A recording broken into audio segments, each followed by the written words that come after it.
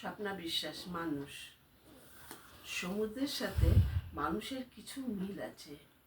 সমুদ্র যার জলরাশির শেষ নেই, মানুষের গভীরতাও অসীম, মানুষও তার তল খুঁজে পায় না। একটা মানুষ পাহাড়ের মতন উঁচুও হতে পারে, সমুদ্রের মতন ধনরত্নের মালিকও হতে পারে।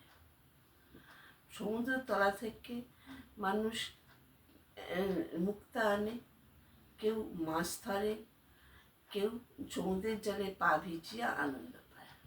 আমাদের জীবনও তাই। আমরা জীবন দিয়ে ধনরত্নের আহরণ করতে পারি। আমরা চেষ্টা করে নানা রকম শিক্ষা গ্রহণ করতে পারি।